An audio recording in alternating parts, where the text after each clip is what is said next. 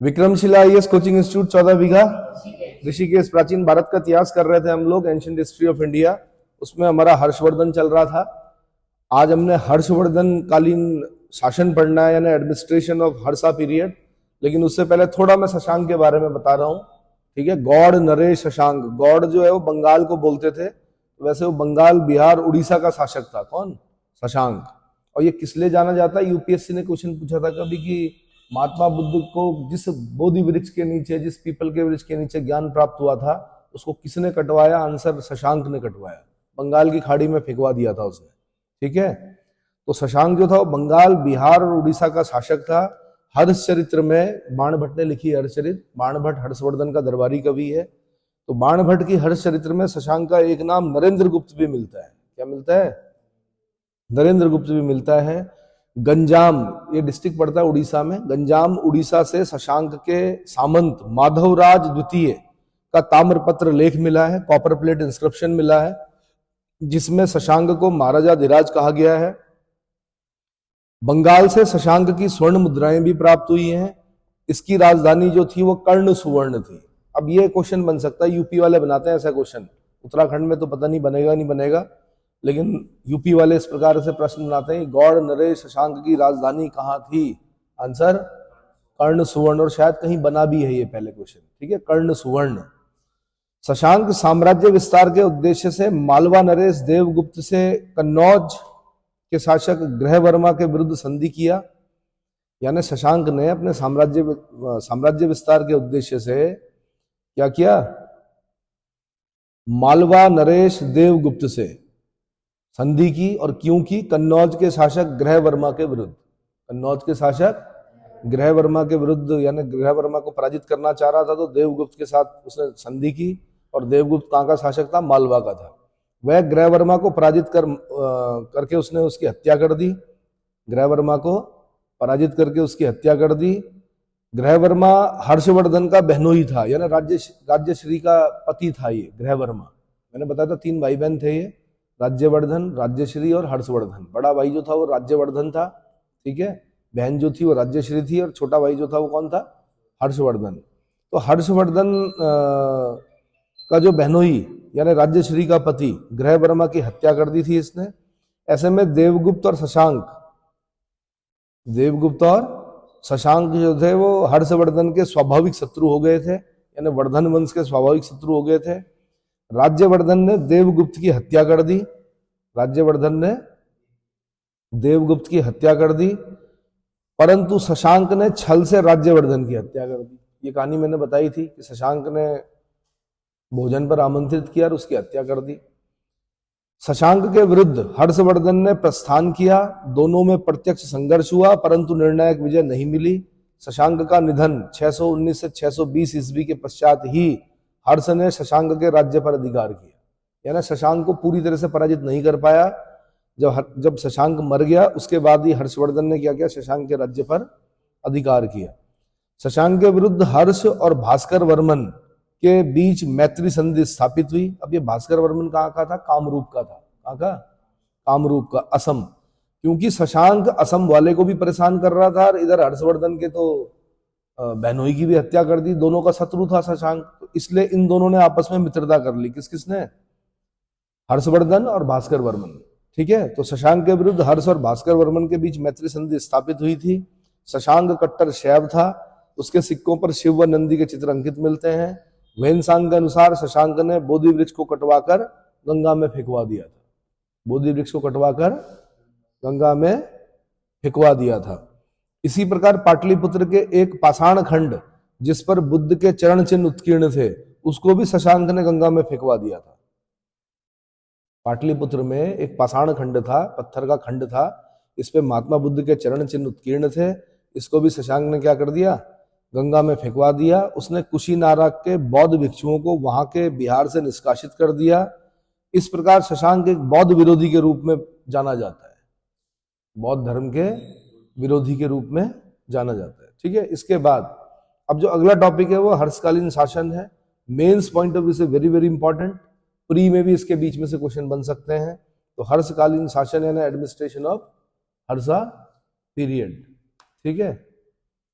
तो थोड़ा सा मैं ये बता दूं कि जो हर्षकालीन प्रशासनिक संरचना है उसके बारे में अगर मैं बताऊं तो केंद्र में राजा रहता था, केंद्र में राजा रहता था। भुक्ति जो थी, भुक्ति बोलते थे प्रांत को, भुक्ति किसको बोलते थे? प्रांत को। वहां पर लोकपाल, ऊपरिक, राजस्थानीय या राष्ट्रीय, यानी भुक्तियों में जो रहते थे, संचालन जो करते थे वो कौन थे? लोकपाल ऑब्लिक ऊपरिक ऑब्लिक राजस्थानीय ऑब्लिक राष्ट्रीय। फिर होता था विषय, विषय मतलब जिला, विषय मतलब डिस्ट्रिक्ट, वहां पर होता था विषयपति, वहां पर कौन होता? विषयपति। फिर उसके बाद होता था पाठक या पथक, यानी ग्रामों का समूह, जिसको तहसील भी कह सकते हैं। और उसके नीचे होता था ग्राम, और ग्राम में जो होता था वो कौन होता? ग्राम छपटलिक, ग्राम छपटलिक जो गांव का लेखा जोखा रखने वाला अधिकारी था। फिर अक्षपटलिक, अक्षपटलिक जो था वो लेखा जोखा लिपिक था। ऊर्णिक साधारण लिपिक था। चाट भाट जो थे वो पुलिस कर्मचारी थे। दंडपाशिक यानी दांडिक जो थे वो पुलिस विभाग का अधिकारी था। दीर्घ ध्वज ये राजकीय संदेश वाहक था, दीर्घ ध्वज मतलब राजकीय संदेश वाहक। और सर्वगत जो थे वो गुप्तचर थे, सर्वगत जो थे गुप्तचर थे। इतना समझ में आ गया? तो हर्षकालीन शासन यानी एडमिनिस्ट्रेशन ऑफ हर्षा पीरियड, हर्ष कुशल योद्धा और महान विजेता ही नहीं अपितु योग्य शासक भी था। उसके शासन स्वरूप को कुछ भागों में विभक्त करके पढ़ सकते हैं हम लोग। जैसे केंद्रीय साम्राज्य, तो केंद्रीय साम्राज्य में सम्राट, मंत्री परिषद और पदाधिकारी होते थे। कौन कौन? सम्राट, उसकी मंत्री परिषद और पदाधिकारी। दूसरा जो था वो प्रांतीय शासन था। तीसरा जो था वो विषय शासन था। चौथा जो था वो ग्राम शासन था। पांचवा जो था वो न्याय व्यवस्था थी। छठा जो था वो दंड व्यवस्था थी। सातवां पुलिस विभाग। आठवां सेना विभाग। नौवां राजस्व विभाग और 10वां लोक मंगलकारी कार्य विभाग, लोक मंगलकारी कार्य विभाग। तो सबसे पहले केंद्रीय शासन पे जा रहे हैं हम लोग। केंद्रीय शासन में सम्राट के बारे में पढ़ते हैं कि सम्राट के क्या अधिकार थे। तो हर्ष की केंद्रीय शासन व्यवस्था का सर्वोच्च अधिकारी स्वयं सम्राट होता था। शासन की सारी शक्तियां उसी के हाथों में केंद्रित होती थी। वो परम भट्टारक, महाराजाधिराज, एकाधिराज, चक्रवर्ती, परमेश्वर जैसी उपाधियां धारण करता था। राजा की दैवीय उत्पत्ति में विश्वास किया जाता था। बाण भट्ट ने हर्ष चरित्र में हर्षवर्धन को सभी देवताओं का सम्मिलित अवतार कहा है और उसकी तुलना शिव, इंद्र, यम, कुबेर आदि से करते हुए सभी में सम्राट को श्रेष्ठ बताया है, सभी को सम्राट में श्रेष्ठ बताया है। दूसरा होती थी मंत्री परिषद। तो सम्राट को परामर्श देने और शासन में सहायता देने के लिए एक मंत्री परिषद होती थी। इस मंत्री परिषद में पुरोहित, प्रधानमंत्री, संधि विग्रहिक, अक्षपटलाधिकृत, सेनापति ये आदि आदि होते थे। मंत्री परिषद के सदस्य अत्यंत योग्य व्यक्ति होते थे। मंत्री परिषद के सदस्य अत्यंत योग्य व्यक्ति होते थे। इस प्रकार सम्राट हर्ष का शासन अत्यंत सुव्यवस्थित था। यद्यपि सम्राट शासन का सर्वे सर्वा था, किंतु उसका शासन जो था वो स्वेच्छाचारी नहीं था। यानी ऐसा नहीं कि सब कुछ अपनी इच्छा से करे, है ना, स्वेच्छाचारी नहीं था। ये स्वेच्छाचारी शब्द को पकड़ लीजिए। आजकल के पॉलिटिशियंस देखे होंगे आपने, कुछ स्वेच्छाचारी पॉलिटिशियंस दिख रहे होंगे, जब मर्जी कुछ भी बोल दो, कुछ भी कर दो, है ना, अपने हिसाब से। अगला राज पदाधिकारी, तीसरे नंबर पे जो बता रहा हूं मैं राज पदाधिकारियों के बारे में। तो राज्य की मंत्री परिषद के अतिरिक्त कुछ विभागीय पदाधिकारी भी होते थे, जैसे महासंधि विग्रहाधिकृत, महासंधि विग्रहाधिकृत यानी युद्ध और शांति का सचिव, सेक्रेटरी, सचिव मतलब सेक्रेटरी, युद्ध और शांति का सचिव। दूसरा होता था महाबलाधिकृत यानी सर्वोपरि सेनाध्यक्ष, महाबलाधिकृत मतलब सर्वोपरि सेनाध्यक्ष। उसके बाद होता सेनापति। उसके बाद होता वृद्धाश्वरा, वृद्धाश्वार यानी अश्व सेना का, अश्व सेना का अध्यक्ष। उसके बाद होता कटुक, कटुक जो होते थे वो गज सेना के अध्यक्ष होते थे। उसके बाद राजस्थानीय यानी पर राष्ट्र का मंत्री, राजस्थानीय मतलब पर राष्ट्र, पर राष्ट्र बोलते हैं विदेश, दूसरे देश, है ना, पर राष्ट्र का मंत्री। अगला होता था ऊपरिक महाराज, ये होता था प्रांतीय शासक। अगला होता था मीमांसक यानी न्यायाधीश, मीमांसक मतलब न्यायाधीश। अगला महाप्रतिहार यानी राजप्रासाद का रक्षक, राजमहल का रक्षक, कौन? महाप्रतिहार। अगला होता था भोगपति, अगला कौन होता? भोगपति। हर्ष काल तक आते आते शासन में सामंतवाद का प्रभाव बढ़ गया था। सामंत शब्द का प्रयोग भूस्वामियों, अधीन राजाओं के साथ साथ उच्च पदाधिकारियों के लिए भी होने लगा। अधीनस्थ शासक महाराज या महासामंत कहे जाते थे। हर्ष चरित्र के अनुसार हर्ष ने महासामंतों को अपना करद बना लिया था। करद मतलब ये लोग कर देते थे। महासामंत जो होते थे वो क्या करते थे, राजा को कर देते थे। ये महासामंत समय समय पर राज्यसभा में उपस्थित होते थे, राज्यसभा में विभिन्न समारोह में भाग लेते थे और युद्ध के समय सम्राट को सैन्य सहायता देते थे। ऐहोल अभिलेख में भी वर्णित है कि हर्ष की सेना में बड़े बड़े वैभवशाली सामंत शामिल थे। हर्ष के काल में महासामंत स्कंदगुप्त और ईश्वरगुप्त का उल्लेख बांसखेड़ा और मधुबन दानपत्र में हुआ है। ये याद रखना आपने, ये वाला पॉइंट। कौन सा? हर्ष के काल के दो सामंतों के नाम मिलते हैं, एक का नाम है स्कंदगुप्त, एक का नाम है ईश्वरगुप्त, और इनका उल्लेख कहां पर हुआ है? बांसखेड़ा और मधुबन दानपत्र अभिलेख में हुआ है। हर्ष चरित्र में विभिन्न प्रकार के सामंतों का उल्लेख हुआ है, जैसे एक हो गया सामंत, छोटा सामंत, महासामंत यानी बड़ा सामंत, आप्त सामंत, प्रधान सामंत, शत्रु सामंत और प्रति सामंत। ये सामंतों के प्रकार हैं। कौन कौन से? सामंत, महासामंत, आप्त सामंत, प्रधान सामंत, शत्रु सामंत और प्रति सामंत। वेनसांग के अनुसार मंत्रियों तथा केंद्रीय कर्मचारियों को नगद वेतन नहीं मिलता था, बल्कि उन्हें वेतन के बदले भूमि प्रदान की जाती थी। परंतु सैन्य पदाधिकारियों को नगद वेतन मिलता था। सैन्य पदाधिकारियों को नगद वेतन मिलता था। ये परंपरा आज भी है। सबसे पहले जो वेतन दिया जाता है वो सेना को दिया जाता है, पुलिस को दिया जाता है। समझ में आया? यानी 1 तारीख को अगर मिलना है या 1 या 2 तारीख को, तो जो तारीख फिक्स होगी उसी तारीख पर उनको धन मिलेगा ही मिलेगा। बाकी जो कर्मचारी हैं हो सकता है उनका 1-2 महीने अगर लेट भी होता है, चल जाता है काम। ठीक है। अगली है प्रांतीय व्यवस्था। हर्ष का साम्राज्य अनेक प्रांतों में विभाजित था। प्रांतों को भुक्ति अथवा देश कहते थे। इनके प्रमुख को ऊपरिक, राष्ट्रीय, महाराज, गोप्ता, भोगपति, राजस्थानीय, लोकपाल आदि संज्ञाओं से अभिहित किया जाता था। उस समय के जो प्रमुख प्रांतों में वैशाली, अहिछत्र, श्रावस्ती, कौशाम्बी, पुंड्रवर्धन ये सब शामिल थे। साधारणतया इन पदों पर राज परिवार के सदस्यों की ही नियुक्ति की जाती थी। यानी प्रांतों में राज परिवार के व्यक्तियों की ही नियुक्ति की जाती थी। मैंने प्रांत बता दिए कौन कौन थे। वैशाली, अहिछत्र यानी बरेली, श्रावस्ती, कौशाम्बी और पुंड्रवर्धन। इतना समझ में आ गया? उसके बाद में विषय शासन के बारे में बता रहा हूँ। विषय मतलब जिला। हर्षवर्धन के समय में प्रत्येक प्रांत जो था वो विषयों में विभाजित होता था। विषय मतलब जिलों में विभाजित होता था। विषय के मुख्य अधिकारी को विषयपति कहते थे। इसके कार्यों की सहायता के लिए अन्य पदाधिकारी भी होते थे। विषय के अंतर्गत कई पाठक होते थे जो वर्तमान में तहसीलों के समान थे। जो विषय थे वो किसमें बटे हुए थे? पाठकों में। पाठक मतलब तहसील, पाठक मतलब तहसील। ठीक है। उसके बाद ग्राम शासन होता था। ग्राम शासन की सबसे छोटी इकाई होती थी। ग्राम का प्रमुख जो था वो ग्राम छपटलिक होता था। ग्राम का प्रमुख। अब देख लो, ऐसे ही पूछेगा वो क्वेश्चन आपसे कि हर्षवर्धन के समय ग्राम का प्रमुख को क्या कहा जाता था? आंसर ग्रामा छपटलिक। ग्रामा छपटलिक। उसकी सहायता के लिए अनेक कर्णिक होते थे। कर्णिक मतलब लिपिक, समूह ग, ग्रुप सी, कर्णिक। ठीक है। अनेक लिपिक होते थे। ग्राम संबंधी अन्य पदाधिकारियों का उल्लेख हुआ है। ग्रामों के अधिकारी महत्तर कहलाते थे। ग्रामों के अधिकारी क्या कहलाते थे? महत्तर कहलाते थे। जैसे परमातार, भूमि की पैमाइश करने वाला। परमातार कौन था? भूमि की पैमाइश करने वाला। ठीक है। दूसरा हो गया दौसाध साधनिक।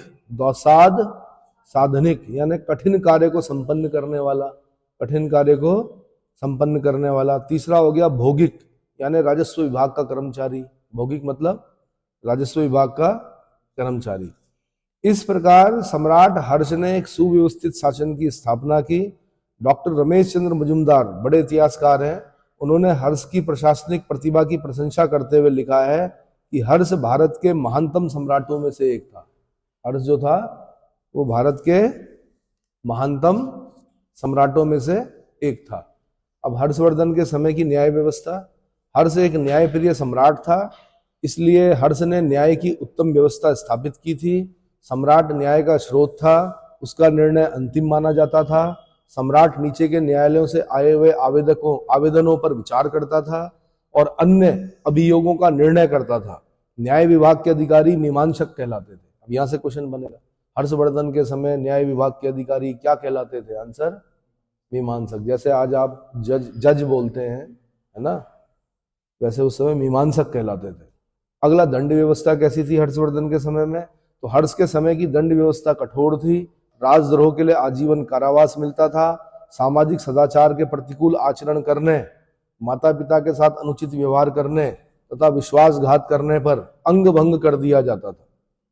अंग भंग कर दिया जाता था, यानी माता पिता के साथ अनुचित व्यवहार नहीं कर सकते थे। ये नहीं कि माता पिता को कहा वृद्धाश्रम में छोड़ दिया, है ना, या उनके साथ किसी प्रकार की हिंसा की। अंग भंग, सीधे अंग भंग का मतलब होता है हाथ पैर काट देना। देश निर्वासन की भी सजा दी जाती थी। जल, अग्नि, तुला और विष द्वारा अपराधियों के अपराध की जांच की जाती थी। जल, अग्नि, तुला और विष। ये भी बता दूं मैं आपकी, ब्राह्मण की जो परीक्षा होती थी वो जल से, क्षत्रिय की अग्नि से, वैश्य की तुला से और शूद्र की विष से इस होती थी अपराध की जांच। अगला, पुलिस विभाग। अगला क्या था हर्षवर्धन के समय? पुलिस विभाग। तो हर्ष के समय के पुलिस विभाग का संगठन गुप्तकालीन पुलिस विभाग की भांति ही था। गुप्त काल की भांति इस समय भी पुलिस विभाग का प्रधान अधिकारी दंडपाशिक, दांडिक या चौरोधरणिक, चौरोधरणिक, दौ पे ध लगाना आपने, चौरोधरणिक कहलाता था। गुप्तचरों की भी अच्छी व्यवस्था थी, किंतु यह सब कुछ होते हुए भी चोरों और डाकुओं का भय समाप्त नहीं हुआ था। हर्ष के समय में आने वाली चीनी यात्री वेनसांग स्वयं इसका शिकार हुआ था। वेनसांग को लूटा गया था बीच में। क्या हुआ था? और ये बड़ी बुरी चीज है। जब कोई विदेशी आपके देश में आता है तो उसके साथ आपने क्या करना है? अच्छा व्यवहार करना है, क्योंकि आप खाली अपना प्रतिनिधित्व नहीं कर रहे हो, देश का प्रतिनिधित्व कर रहे हो। आपकी एक गलती क्या कर सकती है? आपने किसी विदेशी के साथ बुरा व्यवहार किया, वो अपने देश में गया, उसने 4 लोगों को बताया। क्या बताया? 4 लोगों को बताया कि मुझे उस देश में अमुक व्यक्ति द्वारा ऐसे ऐसे व्यवहार किया गया। 4 लोगों ने 4 लोगों को बताया। कितना हो गया? 16। फिर 16 लोगों ने फिर 4 लोगों को बताया। 16 चौको कितना हो गया? 64। इसको बोलते हैं माउथ पब्लिसिटी। आपके रिस्पेक्ट जो है वो क्या हो जाएगी? खराब हो जाएगी। बताया जाता है कि बिल क्लिंटन जब भारत आया, ठीक है, तो भारत को वो सोचता था कि सपेरों और किसका, हाँ जी, उसे लगता था ये सपेरों का देश है। सपेरे मतलब जो सांप नचाते हैं, क्योंकि यहाँ जो फॉरेनर आते थे पहले, वो यहाँ की गरीबी की फोटो लेकर जाते थे, यहाँ के गंदगी की फोटो लेके जाते थे। जब बिल क्लिंटन आया तो हतप्रभ रह गया दिल्ली में आके, ऐसा बताया जाता है। तो इसका मतलब फॉरेनर्स को देखा होगा ना आपने, खींचने दो भाई उन्हें, जो ले जा रहे हैं उन्हें तो अच्छा लगता है। गाय, गोबर, ये सब चीजें उनके देश में नहीं होती हैं सड़कों पर, वो ये लेके जाते हैं। बल्कि जो लोग आ रहे हैं यहाँ पर वो उसी चीज की तलाश में आ रहे हैं, क्योंकि प्रकृति तो वही है। प्रकृति क्या है? प्राकृतिक क्या है? प्राकृतिक आपकी खेती है, गाय है, गोबर है, भैंस है, सब चीजें हैं, घास है। नहीं, अरे दो तरह की ब्यूटी होती है। एक होती है नेचुरल ब्यूटी, एक होती है बनाई हुई ब्यूटी। जो शॉपिंग मॉल्स हैं वो इंसानों द्वारा बनाए गए हैं। आपको वहां ज्यादा अच्छा लगता है या जंगल में ज्यादा अच्छा लगता है? अब बोलेंगे हमें तो जी मॉल में ही अच्छा लगता है। लेकिन प्रकृति जो है, वो प्राकृतिक चीजें जो होंगी वो आपको ज्यादा सुख देंगी, बजाय कि किसके? कृत्रिम, है ना, वो कृत्रिम सुख है। चलो जी, अब मैं बता रहा हूं आगे, निरुत्तर कर देते हो आप लोग मुझे। अच्छा, एक स्विमिंग पूल के किनारे आप कितने घंटे बैठ सकते हो और गंगा के किनारे कितने घंटे बैठ सकते हो? ज्यादा आनंद कहाँ आएगा आपको? गंगा जी के किनारे आएगा, क्योंकि प्राकृतिक है। स्विमिंग पूल कैसा है? अगर मैं बोलूं कि 2-3 दिन मतलब आपने रोज स्विमिंग पूल के किनारे जाकर बैठना है तो कैसा लगेगा आपको? भाई तैरना तो आप वहां पे भी नहीं है, वहां पे भी नहीं है, माना। मैं ये बोलूंगा आपने नहाना नहीं है, दोनों में किनारे जाके बैठना है। कहाँ बैठोगे? प्राकृतिक है, पत्थर, रेत, बजरी, जो भी है। चलो जी आगे, सेना विभाग। सेना विभाग, हर्ष ने अपनी विशाल सेना की स्थापना एक सुगठित सैन्य विभाग के द्वारा की। उसकी सेना के 3 अंग थे, पैदल, अश्वरोही और हाथी। पैदल, अश्वरोही और हाथी। मधुवन और बांसखेड़ा अभिलेखों में हर्ष के जलबेड़े का भी उल्लेख मिलता है। ऐसा बताया जाता है कि हर्षवर्धन के पास एक जलबेड़ा भी था। वेनसांग के अनुसार उसकी सेना में 60,000 हाथी थे। एक हाथी पाल के देख लो, घर कूड़ी सब बेचनी पड़ेगी, इतना खाता है हाथी। कितना, लोग तो गाय नहीं पाल रहे, चारा महंगा हो गया। कि वेनसांग कहता है उसकी सेना में 60,000 हाथी थे, 1,00,000 घोड़े थे। घोड़ा भी कम नहीं खाता है भाई, घोड़े की भी अपनी एक डाइट होती है। 1,00,000 घोड़े पालना तो यार कठिन काम है भाई। ऐहोल लेख के अनुसार हर्ष के हाथी का नाम दर्पशात था। क्या था? दर्पशात। ऐहोल अभिलेख में हर्षवर्धन के हाथी का नाम मिला है, जिसका नाम लिखा हुआ है दर्पशात। अभी भाई ये घोड़े और हाथी, इनके नाम याद कर लिया करो। जैसे महात्मा बुद्ध के घोड़े का नाम क्या था? अरे यार, कंथक, कट्ठक। क्या था? महात्मा बुद्ध के घोड़े का नाम क्या था? कंथक या कट्ठक। सिकंदर के घोड़े का नाम क्या था? बहुकेफला। क्या नाम था? जब उसका घोड़ा मरा ना सिकंदर का, यहाँ पर उसने 2 नगर बसाए। यहाँ पर एक बसाया उसने जीत का नगर, जिसको बोला उसने निकैया, और दूसरा नगर बसाया उसने बहुकेफला। उसके घोड़े का नाम था किसके? ठीक है, राणा प्रताप के घोड़े का नाम क्या था? चेतक। क्या नाम था? चेतक। राणा की पुतली हीर नहीं की चेतक बनाने वाला था। आपकी हमारी जो तीलू रौतेली है, उसकी घोड़ी का नाम क्या था? बिंदुली। ये सब क्वेश्चन बने हैं। क्या बने हैं? हाँ, इंद्र के हाथी का नाम क्या है? ऐरावत। ठीक है, ऐसे ही हर्षवर्धन के हाथी का नाम क्या था? दर्पशात। क्या था? युद्ध के समय हर्ष को उसके सामंतों से भी सैन्य सहायता मिलती थी। उसकी सेना बड़े बड़े ऐश्वर्यशाली सामंतों से सुसज्जित थी। सेना का सर्वोच्च पदाधिकारी जो था वो महाबलाधिकृत होता था। सेना का सर्वोच्च पदाधिकारी कौन था? महाबलाधिकृत होता था। सैन्य व्यवस्था से संबद्ध अन्य पदाधिकारी भी थे। कटुक जो होता था वो गज सेना का प्रधान होता था। कटुक। अब कहीं पर तो हमने पीलूपति पढ़ना है, गज सेना का प्रधान, लेकिन यहाँ पे हम क्या पढ़ रहे हैं? तो जिस समय जो शब्द यूज किया जाता है उसी प्रकार से आपने उत्तर देना है। हर्षवर्धन के समय में गज सेना का प्रधान कटुक। ठीक है, इस पद पर स्कंदगुप्त नामक कोई व्यक्ति क्या था? आसीन था। सेना के लिए शिविर बनाए जाते थे। सेना तो हर काल में शिविरों में ही रही है, क्योंकि मकान तो बना नहीं सकते, क्योंकि अस्थायी होती है लड़ाइयां, है ना।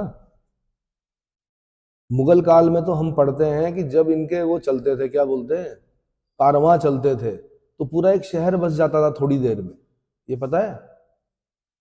मुगलों के समय में ऐसे थोड़े जाते खाली सैनिक जा रहे हैं, पूरा चलते थे, नाचने गाने वाले, रानियां चल रही हैं, राजा चल रहे, बच्चे चल रहे, सबके टेंट लग रहे हैं। अब माना किसी एक मैदान में वो रुक गए, पूरा एक शहर बस गया, और फिर सारी दुकानें भी लगेंगी वहां पर। क्या लगेंगी? नहीं आया समझ में? सेना देखा होगा आपने, आज भी जब सेना कहीं पर वो करती है तो जैसे किसी क्षेत्र विशेष में रहती है तो पहले वहां की साफ सफाई करती है, ऑफिसर्स अलग बनते हैं, क्वार्टर्स, मतलब टेंट्स जो लगेंगे ऑफिसर्स के वो अलग लगेंगे, ऑफिसर मेस अलग होगी, सैनिकों के लिए अलग लगेगा। देखा है? और जब जाती है तो भी वहां से सफाई करके जाती है। आप और हम लोगों की तरह नहीं गंदगी करके जाती कि मूंगफली खाई छिलके वहीं फेंक दिए, है ना, गुटखा खाया वहीं थूक दिया ट्रेन में, ऐसा करती है? सेना नहीं करती। सेना अपने अनुशासन के लिए जानी जाती है। सेना जब आएगी उस जगह को बिल्कुल साफ सुथरी करेगी, और जब जाएगी छोड़ के तो भी उस जगह को क्या करेगी? साफ सुथरा छोड़ के जाएगी। इसी को अनुशासन कहा जाता है। राजस्व प्रणाली भाई अगला क्या है? हर्षकालीन ताम्रपत्र में सिर्फ भाग, हिरण्य और बलि नामक 3 करों का उल्लेख मिला है। हर्षकालीन जो कॉपर प्लेट इंस्क्रिप्शन मिले हैं उसमें तीन कर मिले हैं। कौन कौन से? भाग, हिरण्य और बलि। भाग जो था वो भूमिकर था। भाग क्या था? भूमिकर था, जो राज्य की आय का प्रमुख स्रोत था। उत्पादन का 1/6 भाग होता था। उत्पादन का कितना? 1/6 भाग होता था। हिरण्य जो था वो नगद कर था, जो व्यापारियों से वसूल किया जाता था। और बलि संभवतः एक प्रकार का धार्मिक कर था। बलि संभवतः एक प्रकार का धार्मिक कर था। तुल्य में नामक कर का भी उल्लेख हुआ है, जो माप तौल की वस्तुओं पर लगाया जाता था। तुल्य में नामक कर माप तौल की वस्तुओं पर लगाया जाता था। संभवतः यह बिक्री कर रहा होगा। क्या रहा होगा? बिक्री कर रहा होगा। राज्य को सीमा शुल्क एवं चुंगी से भी आय प्राप्त होती थी। भौगिक कर वसूलने वाला और पुस्तपाल जमीन का हिसाब रखने वाला पदाधिकारी था। यानी कर वसूल करने वाला अधिकारी कौन था हर्षवर्धन के समय में? भौगिक। कौन था? हर्षवर्धन के समय में पुस्तपाल का कार्य क्या था? तो जमीन का हिसाब किताब रखना। ऐसा पदाधिकारी जो क्या करता था? जमीन का हिसाब किताब रखता था, उसको पुस्तपाल कहते थे। वेनसांग के अनुसार राज्य की आय को 4 भागों में व्यय किया जाता था। ये यूपीएससी पूछती है ऐसा क्वेश्चन कि हर्षवर्धन के समय राज्य की आय को 4 भागों में व्यय किया जाता था। नंबर 1, एक भाग धार्मिक और सरकारी कार्य में, एक भाग धार्मिक और सरकारी कार्य में। दूसरा भाग राजकीय पदाधिकारियों पर, दूसरा भाग राजकीय पदाधिकारियों पर। तीसरा भाग विद्वानों को पुरस्कार देने में, तीसरा भाग विद्वानों को पुरस्कार देने में। और चौथा भाग विविध संप्रदायों को दान देने में, विविध संप्रदायों को दान देने में। इतना समझ में आ गया? ऐसे ही इन्होंने एक क्वेश्चन पूछा मराठों से। मराठों में उन्होंने पूछा था, यूपीएससी ने पूछा कि मराठा राज्य द्वारा चौथ कर का विभाजन किस प्रकार से होता था? चौथ कर मतलब, क्योंकि मराठों की जो आय का प्रमुख साधन था वो था चौथ और सरदेशमुखी। ये था, ये पता है आपने? सरदेशमुखी इसलिए लेते थे शिवाजी, छत्रपति शिवाजी, क्योंकि वो सरदेशमुख थे उस क्षेत्र के। एक तो सरदेशमुखी लेते थे, दूसरा चौथ लेते थे। तो चौथ का जो मिलता था उसका विभाजन कैसे करते थे? तो क्या होता था कि चौथ का 66% भाग, कितना? 66% मराठा सरदारों को मुकासा के रूप में दिया जाता था। मुकास बोलते थे उसको। क्या बोलते थे? 66% हो गया मुकास। 25% जो होता था वो बबती बोलते थे उसको, राजा अपने पास रखता था। बबती 25% क्या हो गया? बबती। अब 66 और 25 जोड़ो, कितना हो गया? अब उसके बाद जो बचता था 6% जो होता था वो सचिव के लिए होता था। किसके लिए? सचिव। और उसको बोलते थे सहोत्रा। क्या बोलते थे? 6% सहोत्रा और 3% नाडगुंडा। 3% नाडगुंडा ये मिलता था। ये राजा की इच्छा होती थी, उसको कहीं भी खर्च कर सकता था। नाडगुंडा जो था उसको राजा कहीं पर भी खर्च कर सकता था। एक बार फिर बता रहा हूं, यूपीएससी ऐसे क्वेश्चन पूछती है। दोबारा बता रहा हूं कि चौथ को 4 भागों में विभाजित करके खर्च किया जाता था। 66% मुकास को, है ना, मराठा सरदारों में बांट दिया जाता था। मराठा सरदार 25% जो बबती होता था उसको बबती बोलते थे, उसको राजा अपने पास रखता था, राजा अपना खर्चे के लिए रखता था। 6% सचिव को मिलता था और 6% को सहोत्रा बोलते थे। क्या बोलते थे? सहोत्र कर, सहोत्रा। ये सचिव के लिए होता था, पंत सचिव के लिए खासकर। किसके लिए? पंत सचिव के लिए। 3% जो होता था वो राजा, पहले 3% जो नाडगुंडा होता था उसको राजा अपनी स्वेच्छा से किसी भी रूप में खर्च कर सकता था। इतना समझ में आ गया? इसके बाद बता रहा हूं मैं हर्ष की धार्मिक नीति, बहुत इंपॉर्टेंट है। हर्ष की धार्मिक नीति कैसी थी? तो हर्ष के कुल देवता जो थे भगवान शिव थे। अभिलेखों में हर्ष को परम माहेश्वर उपाधि दी गई है। अब देख लो भाई, उत्तराखंड में ऐसे क्वेश्चन पूछते हैं, परम माहेश्वर, है ना। हर्षवर्धन की निम्नलिखित में से कौन कौन सी उपाधियां थी? तो एक तो मैंने बताया था कुमार शिलादित्य, एक आपने याद रखनी कौन सी? परम माहेश्वर। इसके सिक्कों पर नंदी पर आसीन शिव पार्वती का अंकन हुआ है, अर्थात हर्षवर्धन प्रारंभ में शैवोपासक था, परंतु कालांतर में बौद्ध भिक्षु दिवाकर मित्र से मिलने के पश्चात बौद्ध मतानुयायी हो गया। क्या हो गया? बौद्ध मतानुयायी हो गया। तो किससे मिला ये? बौद्ध भिक्षु दिवाकर मित्र के कहने पर बौद्ध धर्म को अनुयायी, उसका अनुयायी हो गया। वेनसांग से मिलने के बाद तो वह बौद्ध धर्म की महायान शाखा को राजश्रय प्रदान करने लगा। इसको महायान शाखा को राजश्रय प्रदान करने लगा। ठीक है। कन्नौज की धार्मिक सभा बता रहा हूं मैं। अन्य धर्मों के सापेक्ष महायान संप्रदाय की उत्कृष्टता सिद्ध करने के लिए हर्ष ने कन्नौज में सभी धर्मों के आचार्यों व विद्वानों की एक सभा आयोजित की। इस धर्म सभा का अध्यक्ष जो था वो वेनसांग था। इसमें उसे महायान देव और मोक्ष देव की उपाधि प्रदान की गई। यानी चीन से आया था, बौद्ध धर्म के खोज में आया था वेनसांग, है ना, तीर्थ यात्रियों का राजकुमार। उसे महायान देव या मोक्ष देव की उपाधि प्रदान की गई। सभा में 20 देश के राजा अपने देश के विद्वानों, ब्राह्मणों आदि के साथ उपस्थित हुए।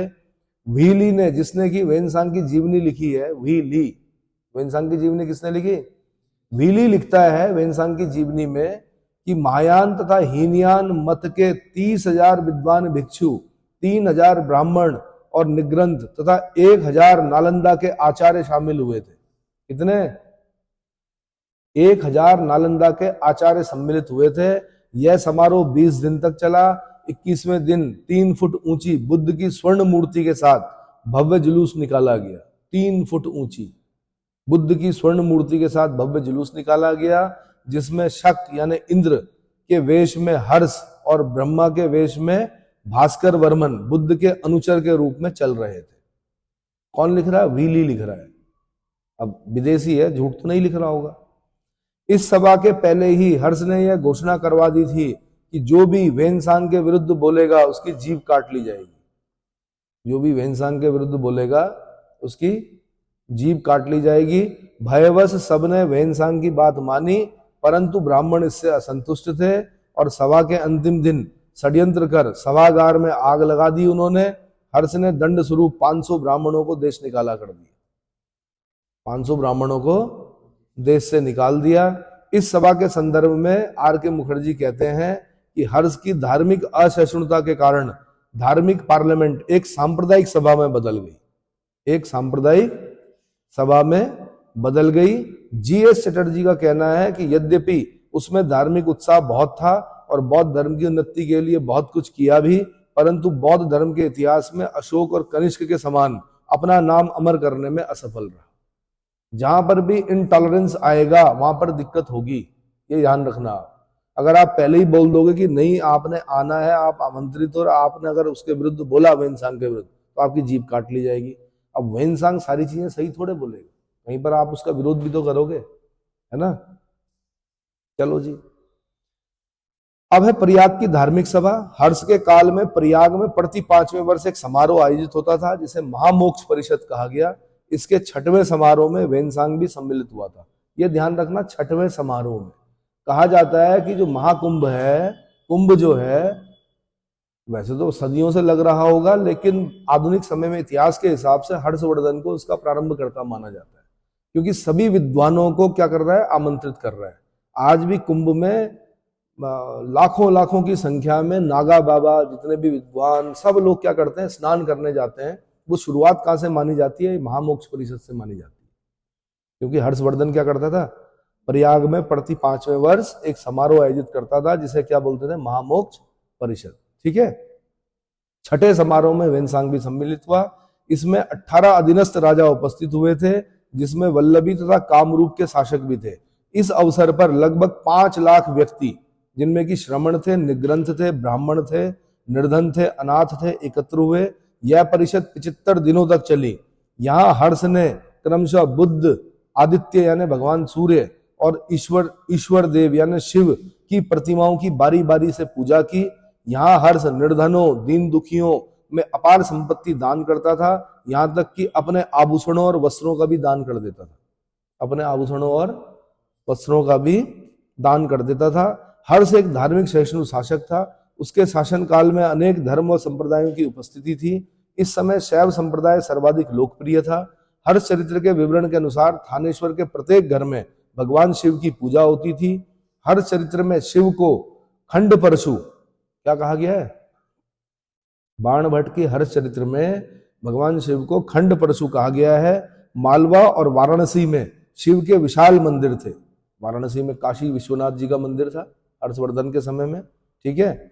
इस समय सूर्य की पूजा का भी प्रचलन था। हर्ष के पूर्वज प्रभाकर वर्धन और आदित्य वर्धन भी सूर्य की उपासना करते थे। किसकी? सूर्य की उपासना करते थे।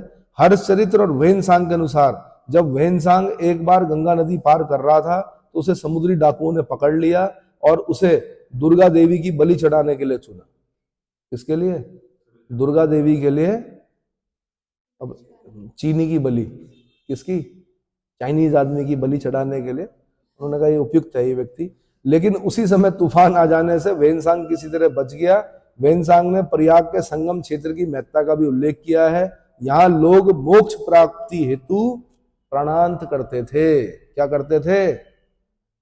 कुंभ में जब जाते थे, आज तो कई लोग इस डर से नहीं जा रहे ना कि स्टम्पिड हो रही, भगदड़ हो रही, मर जाएंगे। पहले लोग जानबूझ के घर से ये सोच के चलते थे जिनका समय पूरा हो जाता था कि हमें अपने प्राण कहाँ त्यागने हैं, महाकुंभ में त्यागने हैं, प्रयागराज में त्यागने हैं, ताकि हमें क्या हो सके, मोक्ष मिल सके, स्वर्ग की प्राप्ति हो सके। ये कौन लिख रहा? वेनसांग लिख रहा भाई। ये आज की बात नहीं है, 2025 की बात नहीं है। वेनसांग कब आ गया? हर्षवर्धन के समय में, तब की बात कर रहा, आज से 1400-1500 साल पहले की बात कर रहा। ठीक है। अब हर्षकालीन साहित्य, हर्ष का, अच्छा पहले मैं उससे पहले क्वेश्चन बता देता हूं आपको। क्वेश्चन कैसे आते हैं? हर्ष के पश्चात कन्नौज पर किसका अधिकार हुआ? तो अर्जुन नामक एक स्थानीय व्यक्ति ने अधिकार कर लिया। अर्जुन नामक एक स्थानीय व्यक्ति ने एक बार क्वेश्चन पूछा, किसके अनुसार हर्ष की सेना वैभवशाली सामंतों से सुसज्जित थी? ये ऐहोल अभिलेख में लिखा हुआ है। क्या लिखा हुआ? कि हर्ष की सेना वैभवशाली सामंतों से सुसज्जित थी। अगला, वेनसांग के अनुसार किसने बोधि वृक्ष को कटवाकर गंगा में फेंकवा दिया? आंसर शशांक ने, गौड़ नरेश शशांक ने। अगला, हर्ष ने कहां के शासक से बुद्ध के दांत के दर्शन और पूजा अर्चना की अनुमति मांगी थी? तो कश्मीर के शासक ने, कश्मीर के शासक से। हर्ष ने कश्मीर के शासक से अनुमति मांगी कि मुझे बुद्ध के दांत के दर्शन करने हैं और उनकी पूजा अर्चना करनी है। ठीक है। हर्ष का प्रधान सचिव कौन था? तो हर्ष का ममेरा भाई भंडी, जो बचपन से साथ रहता था, भंडी। ठीक है। हर्ष काल में किन्हें नगद वेतन मिलता था? तो सैन्य पदाधिकारियों को नगद वेतन दिया जाता था। बाकी जो अन्य थे उनको क्या मिलता था? जागीर मिलती, मतलब भूमि मिलती थी। क्या मिलती थी? जागीर नहीं बोलेंगे यहाँ पे, है तो एक ही चीज, बट भूमि दान दिया जाता था। चाट भाट कौन थे? पुलिस कर्मचारी थे। चाट भाट कौन थे? ये उत्तर प्रदेश पीछे का क्वेश्चन है। चाट भाट कौन थे? नाम से पता ही नहीं चल रहा था कि पुलिस कर्मचारी। अब तो आसान हो गया। किसके अनुसार हर्ष अपने शासनकाल के अंतिम 30 वर्ष बिना युद्ध के शांतिपूर्वक शासन किया? वेनसांग के अनुसार। वेनसांग कहता है कि 30 वर्ष तक बिना युद्ध के शांतिपूर्वक शासन किया। किसने? हर्षवर्धन ने। किस देश के विरुद्ध हर्ष ने धर्म विजयी शासक की नीति अपनाई थी? सिंध देश के विरुद्ध। किसके विरुद्ध? सिंध देश के विरुद्ध। अगला, हर्ष के साम्राज्य के संदर्भ में किन राज्यों को उसके मित्र राज्यों की कोटि में माना जाता है? कश्मीर और कामरूप। कश्मीर और कामरूप। कामरूप मतलब असोम, कामरूप मतलब असोम। अगला, वर्धन वंश के काल में मीमांसक कौन थे? तो मीमांसक न्यायाधीश थे। मीमांसक कौन थे? न्यायाधीश थे। वर्धन वंश के पहले शासक के रूप में पुष्यभूति का उल्लेख किसने किया है? तो आंसर वाण भट्ट ने किया। वाण भट्ट ने अपनी हर चरित्र में वर्धन वंश के पहले शासक के रूप में पुष्यभूति का उल्लेख किया है। हर्ष किसके प्रभाव में आकर बौद्ध मतानुयायी हो गया? तो बौद्ध भिक्षु दिवाकर मित्र के कहने पर, उसके प्रभाव से, दिवाकर मित्र के प्रभाव से। अगला, कन्नौज की सभा के संदर्भ में किसने कहा कि हर्ष की असहिष्णुता के कारण धार्मिक पार्लियामेंट एक सांप्रदायिक सभा में बदल गई? आंसर आर के मुखर्जी। आर के मुखर्जी। हर्षकालीन छठवां प्रयाग महामोक्ष परिषद कितने दिनों तक चला? आंसर 75 दिनों तक चला। महामोक्ष परिषद कितने दिनों तक चली? जो छठवां प्रयाग महामोक्ष परिषद थी वो 75 दिन तक चली। हर्ष ने छठवें प्रयाग महामोक्ष परिषद के दौरान किन देवताओं की पूजा की थी? तो भगवान बुद्ध की, भगवान सूर्य की और भगवान शिव की। हर चरित्र में खंड परशु का उल्लेख किसके लिए हुआ है? आंसर भगवान शिव के लिए हुआ है। इसके लिए खंड परशु भगवान शिव के लिए। कहां से प्राप्त ताम्र मुद्रा लेख पर हर्ष का पूरा नाम हर्षवर्धन अंकित है? सोनपत। सोनपत से जो ताम्र मुद्रा प्राप्त हुई है उसमें हर्ष का नाम क्या मिलता है? हर्षवर्धन मिलता है। क्या मिलता है? हर्षवर्धन मिलता है। उसके बाद मैं बता रहा हूं थोड़ा सा हर्षकालीन साहित्य के बारे में। हर्ष एक विद्यानुरागी शासक के रूप में विख्यात है।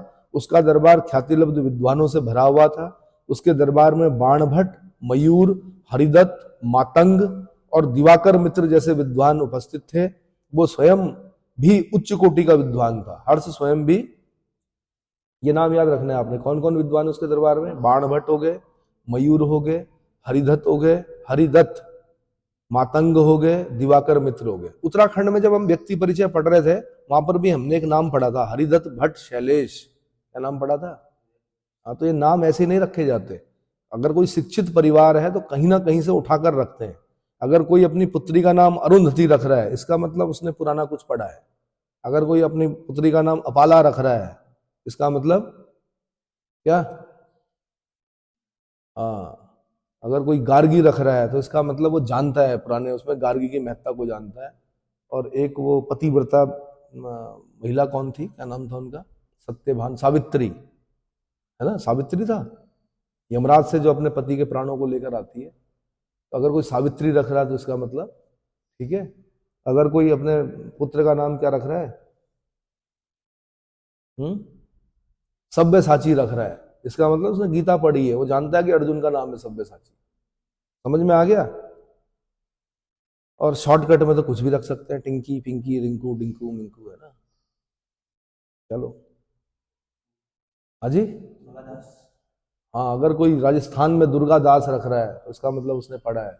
लेकिन पंजाब में अगर कोई लाल सिंह रख रहा है तो इसका मतलब उसे पता नहीं है कि लाल सिंह एक विद्रोही क्या रहा है, सिख रहा है। लाल सिंह जल्दी से नाम नहीं रखा जाता हो, क्योंकि आंग्ल सिख युद्ध में लाल सिंह की वजह से ही सिख हारे। रानी झंडन, है ना, महाराजा दिलीप की माता थी, उनके समय में एक था लाल सिंह, उसकी वजह से सिखों को क्या पराजय का सामना करना पड़ा था, इसलिए लाल सिंह नहीं रखते। हिंदुओं में जयचंद नहीं रखते हैं अपने बच्चों का नाम, रावण नहीं रखते हैं, लड़की का नाम कैकई नहीं रखते हैं, मंथरा नहीं रखते हैं, आम भी नहीं रखते हैं, और विभीषण नहीं रखते हैं। कमाल की बात है, सप्तकल्प का जीवन है विभीषण का, फिर भी नहीं रखते हैं विभीषण।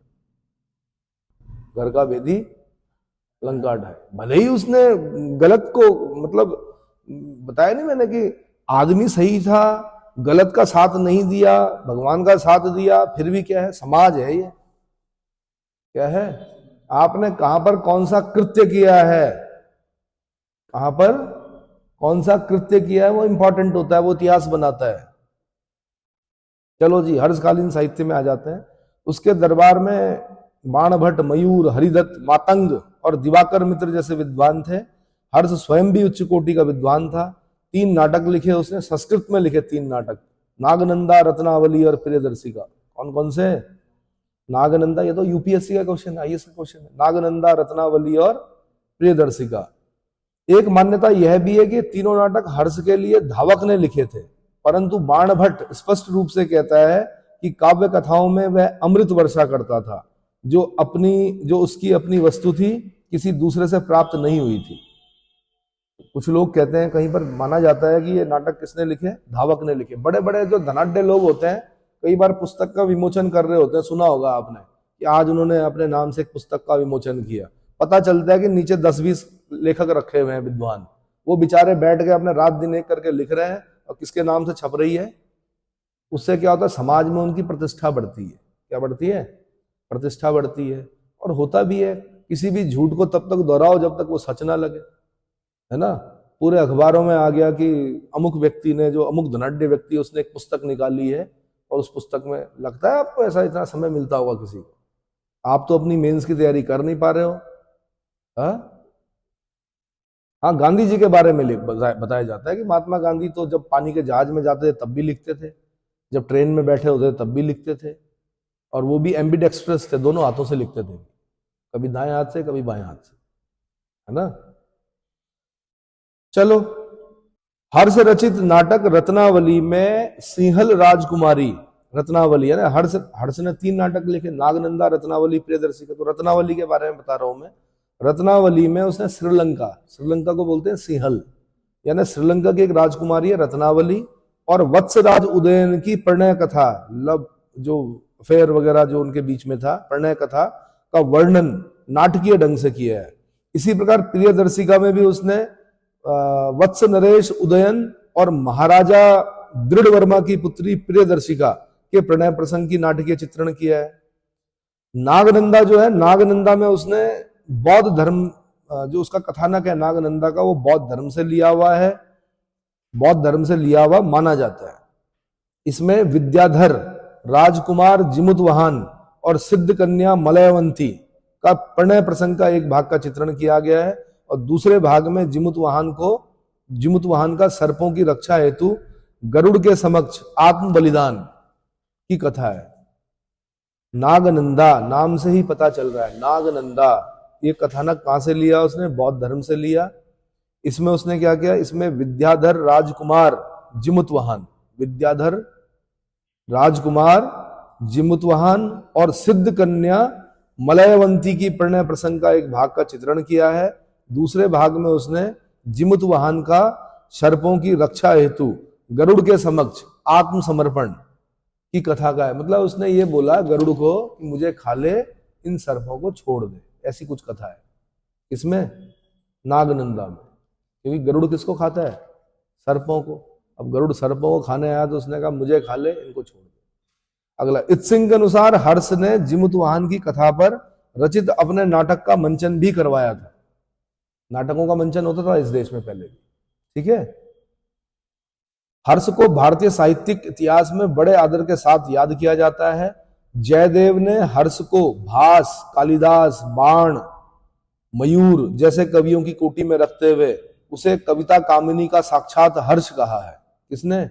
गीत गोविंद के रचयिता जयदेव। गीत गोविंद के रचयिता जयदेव ने हर्षवर्धन को भास, बड़े विद्वान व्यक्ति थे भास, कालिदास, महाकवि कालिदास, बाण भट्ट हो गया, और मयूर जैसे कवियों की कोटि में रखते हुए उसे कविता कामिनी का साक्षात हर्ष कहा है।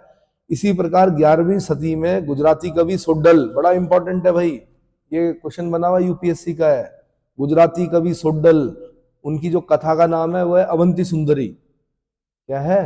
अवंती सुंदरी। तो सोड्डल अपनी अवंती सुंदरी में हर्ष को वाणी अर्थात सरस्वती का हर्ष कहते हैं। क्या कहते हैं? सरस्वती का हर्ष कहते हैं। अगला, बाण भट्ट हर्ष का दरबारी कवि था। उसने हर्ष चरित्र लिखी, कादंबरी लिखी, पूर्ण पीठिका लिखी, चंडी शतक की रचना की उसने। चंडी शतक, पूर्ण पीठिका, हर्ष चरित्र, कादंबरी। हर्ष के दरबार में सूर्य शतक नाम 100 श्लोकों का संग्रह लिखने वाला मयूर भट्ट भी रहता था। तो सूर्य शतक किसने लिखा? आंसर मयूर भट्ट ने लिखा, ठीक है। प्रसिद्ध गणितज्ञ ब्रह्मगुप्त भट्ट भी हर्ष के समकालीन थे, जिन्होंने ब्रह्म सिद्धांत और खंड खंड खाद्य नामक ग्रंथों की रचना की। ये आईएएस का क्वेश्चन है फिर। खंड खंड खाद्य और ब्रह्म सिद्धांत, ब्रह्मस्फुट सिद्धांत या ब्रह्म सिद्धांत नामक ग्रंथों की रचना किसने की? ब्रह्मगुप्त ने की। इनका पूरा नाम है ब्रह्मगुप्त भट्ट, और किसके समकालीन है? हर्षवर्धन के समकालीन है, ठीक है। काशिका वृत्ति नामक ग्रंथ जो लिखा वो जयादित्य और वामन ने इसी समय लिखा। शिक्षा के संरक्षण हेतु हर्ष ने नालंदा विश्वविद्यालय को 100 ग्रामों की आय दान स्वरूप प्रदान की थी। तो नालंदा के विश्वविद्यालय को, नालंदा कहाँ? बिहार। नालंदा कहाँ? बिहार। 100 ग्रामों की आय दान स्वरूप प्रदान की। इतना समझ में आ गया। अब इसके अगले लेक्चर में मैं आपको हर्षवर्धन का मूल्यांकन करवाऊंगा और वेन सांग के यात्रा वृत्तांत के बारे में।